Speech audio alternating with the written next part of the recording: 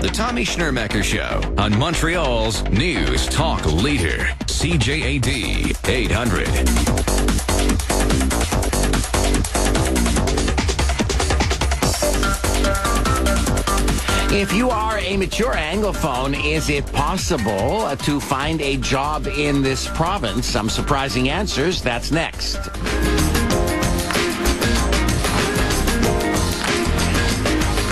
Here is a shocker. Older Anglos are finding it difficult trying to land a job. Respondents to a survey expressed great frustration at not being able to control certain obstacles. Almost 40% of Quebec-born individuals found their level of French speaking and writing skills were an obstacle to finding work. Marianna Balakhnina is coordinator of labor market development for the Community Economic Development and Employability Corporation. She joins us now to explain the results and what they mean. Good morning.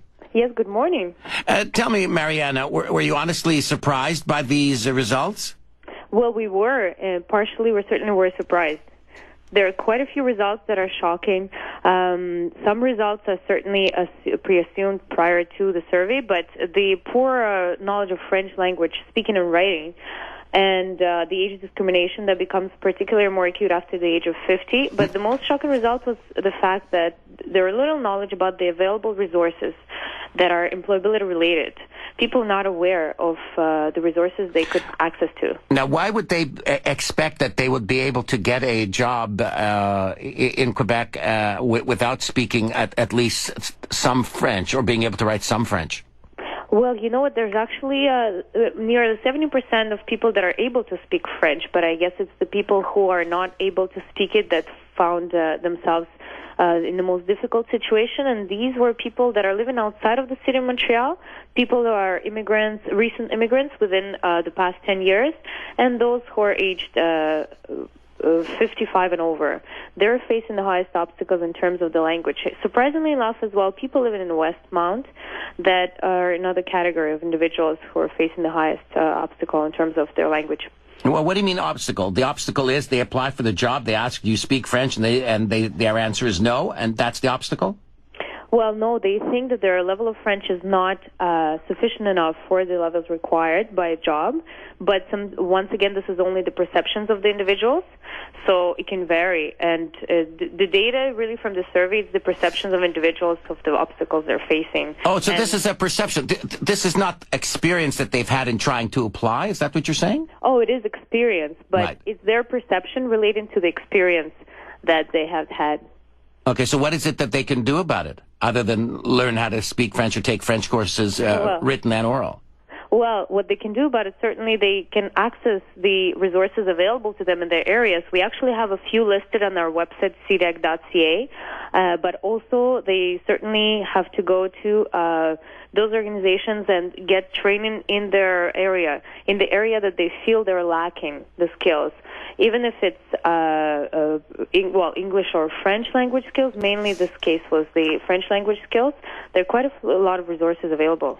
Now, you said you were surprised, so that means that you're expecting Anglophones who couldn't read or write in French, you thought that they would be able to find a job without a problem? Well, because people feel that they have so much experience that can be contributed to the labor force, and they feel frustrated. They have no control of the obstacles, and in particular the obstacle of age. They felt that they could not really control it, and they just were discriminated based on that factor. Does it qualify? Would you say it qualifies as discrimination, as ageism? In other words, this is a qualified candidate, and the only problem is he's 52 or 53? Exactly. They felt that it was certainly a discrimination based on that because they were asked questions such as, well, how long longer do you have to work? How long longer are you planning to work? So there were questions that they felt certainly discriminated when they were going through interview process. Are they not even supposed to be asked those kinds of questions? Is there anything they can do? Does it qualify as discrimination? Would you counsel them to complain for being discriminated against on the basis of age? Well, I'm not sure about complaining to a particular organization. That's not really what CEDEC focuses on. We really wanted to evaluate what are their perceptions and difficulties integrating in the labor force, because following this step, we are planning to interview employers and employment service providers to see their point of view and to develop comprehensive recommendations of what should be done in this case. And then how validate the perceptions from the point of view of the employment service providers and employers as well, because we need to have the viewpoints of all the stakeholders. And you have no indication yet as to what the employers have been saying about it? Not yet. We are planning to do that pretty much as of January next year. Okay, and what would you recommend to somebody who has this perception, through experience, that they've not been able to find a job, they're listening to us right now, what would you recommend that they do to improve their situation?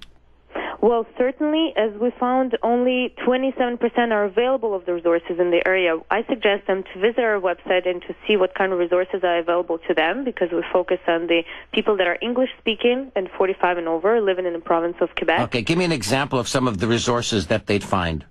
We have an organization we work with. It's ERS Training and Development, and their information is on our website. But they're focusing on providing training to individuals that have been facing difficulties in integrating in the labor force. Right. So they're giving them what kind of training?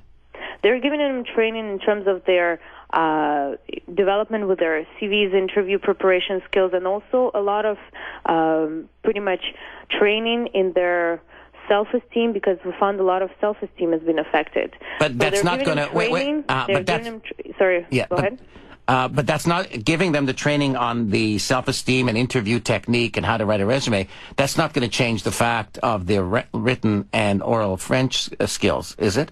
But we found that if people feel confident enough in their skills, I certainly think that they can achieve what they're looking for, because a lot of those people are feeling frustrated as they don't feel that have control over the obstacles. So really trying to resume that control can be a way to go about this. And certainly, furthermore, this is what we can do in the meantime, but once we analyze the results of the employers and employment service providers survey, we hope that something can be done in that end in terms of encouraging employers to hire those people, because they have a lot of experience and a lot of great skills that they can contribute to the labor force. I see. So in other words, you want to convince them, saying that even though this person's French is not perfect, they can still get the job done. Exactly. And in the meantime, we encourage those people to really regain all the self-confidence a lot of people have lost throughout the time, and really do not give up, because this situation will be changed. So you're saying there is a possibility for them to get the job even though their French skills are limited?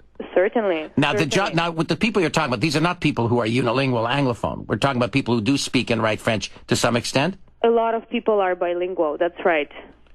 Oh, they're fluently bilingual? They feel that they're fluently bilingual, but a lot of those people, once again, they felt discriminated also based on their sometimes even their name or their knowledge of the language. So in some cases they're fluently bilingual, and it's just the name that's Anglophone? That's what we have seen. That was their perception. Mm-hmm. That was their perception, exactly. Thank you very much for joining us.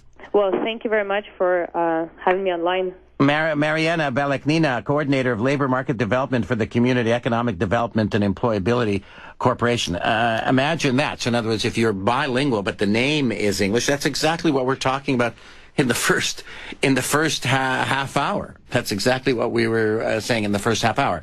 That in some cases, not even the language that is so much the issue. It's who is it? That's the reason that there's so few Anglophones in the Quebec civil service. That's the way it is today, with 5 years ago, 10 years ago, 15 years ago, and 20 years ago. How many Anglophone bus drivers have you seen? There are a few, a handful. How many Anglophone cops do you see around? A handful. 514-790-0991, Star Talk. Text your comment to 514-800. As an employer, weighing the value of experience versus youth is legitimate and intelligent business practice. Ageism is hogwash.